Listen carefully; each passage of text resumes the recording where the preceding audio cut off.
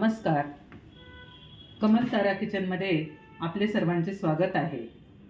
आज अशी रेसिपी करणार आहे की त्याला तेल अजिबात लागत नाही.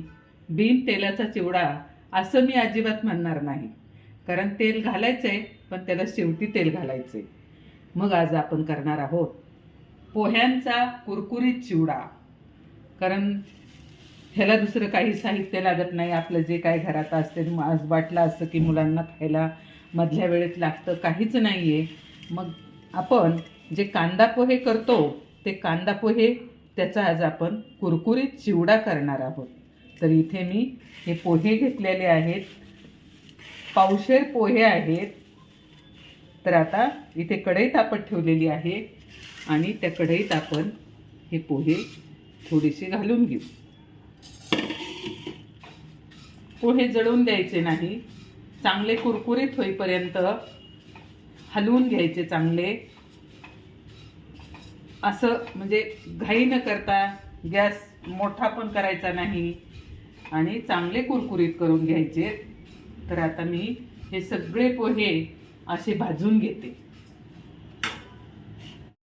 हे पहा, आपले पोहे भाजत आलेले आहेत, असे हलके हलके झालेले आहेत. बघा, हे कसे जड जड लागतात, हे पोहे कसे जड लागतात, तसे हे हलके हलके फुलांच्या पाकळीसारखे असे हलके हलके झालेले आहेत. आता आपण चांगले कुरकुरीत हे पासे जर मोडले तर त्याचा कुर्रा आवाज येतोय, असे झाले पाहिजे.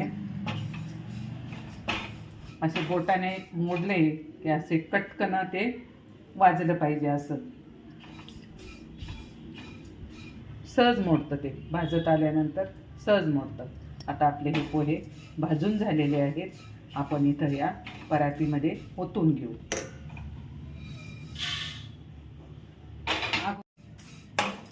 आपले सगळे पोहे भाजून झालेले आहेत.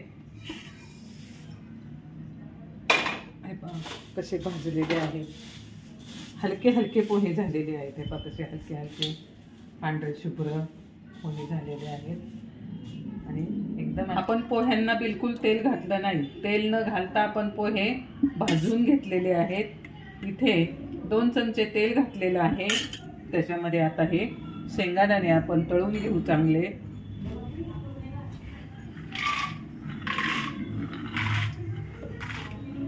एक वाटी शेंगदाणे, भरून वाटी शेंगदाणे घेतलेले आहेत. आता आपल्याला गॅस फुल करायचा आहे आणि शेंगदाणे चांगले तळून घ्यायचे.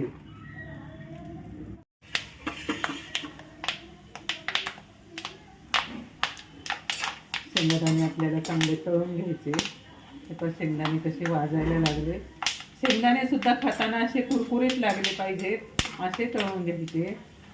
जसे पोहे आपल्याला कुरकुरीत लागतील खाताना, तसं शेंगदाणे सुद्धा कुरकुरीत लागले पाहिजे. म्हणून चांगले भाजून चांगले तळून घ्यायचे.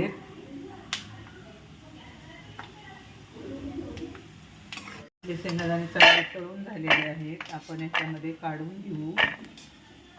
आता इथे आपलं तेल तापलेलंच आहे. त्याच्यामध्ये आपण थोडीशी मोहरी टाकू, थोडंसं जिरं टाकू. हिरवी मिरची जास्त तिखट नाही आहे म्हणून मी एवढी घेतलेली आहे. हिरवी मिरची घालू. तेल आहे तेवढंच ठेवलं आहे आपण, तेल पुन्हा घातलं नाही. आणि कढीपत्ता टाकू. त्याला चांगलं असं कुरकुरीत करून घेऊ मिरची आणि कढीपत्ता, म्हणजे त्याला पाणी सुटणार नाही.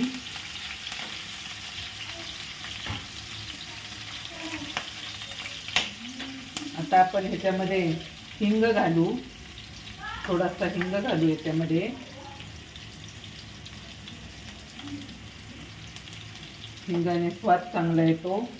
थोडंसं आपण याच्यामध्ये लिंबू घालू आणि त्याला चांगलं परतून घेऊ,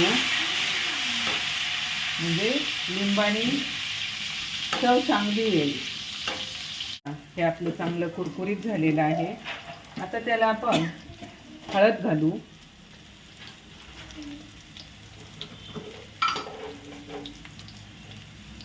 1.5 चमचा हळद घातलेली आहे, कारण सगळीकडे लागली पाहिजे हळद. आणि हळद घातल्यानंतर आपण ही शेंगादाणे घालू. शेंगादाण्याला घातल्यानंतर आपण त्याला मीठ घालू. चवीपुरतं मीठ घातलंय. चांगलं हलवून घेऊ, म्हणजे शेंगादाण्याला सुद्धा मीठ लागेल. आणि आता आपण गॅस बंद करू. गॅस बंद केल्यानंतर आपल्याला आता हे पोहे टाकायचे. हे पहा, हे पोहे टाकून गॅस आता मी बंद केलेला आहे. असा सुंदर असा चिवडा आपला तयार झालेला आहे. झटकीपट चिवडा तयार. घरातल्या साहित्यातूनच आपला चिवडा तयार झालेला आहे. बघा, आपला पोह्यांचा चिवडा तयार झालेला आहे. आणि बघा किती सुंदर चिवडा झालेला आहे. जेव्हा आपण खायला घेणार तेव्हा त्याला कोथिंबीर, कांदा सगळं टाकून खायचं. आणि असा तुम्ही महिनाभर स्टोअर करून ठेवता मुलांसाठी. ठेवला तरी चालतो, त्याला काही होणार नाही. आता कसं झालं आहे पहा. आता आपण याला 1 चमचा पिठी साखर घालू. आणि परत अजून एवढी, म्हणजे 1.5 चमचा सगळी पिठी साखर टाकलेली आहे. मुलांना थोडंसं गोड असलं म्हणजे मुलं खातात.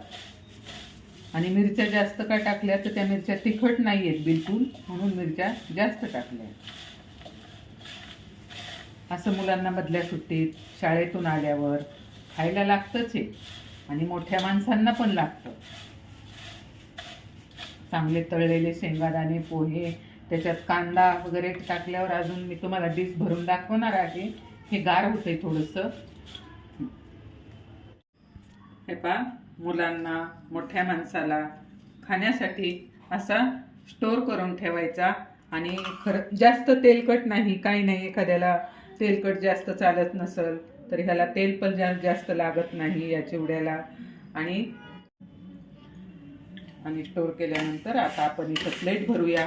कोणाला शेव वगैरे घालून खायचं असेल तर तसं पण आपण खाऊ. आता ही प्लेट भरल्यानंतर त्याच्यावरती कांदा घालायचा.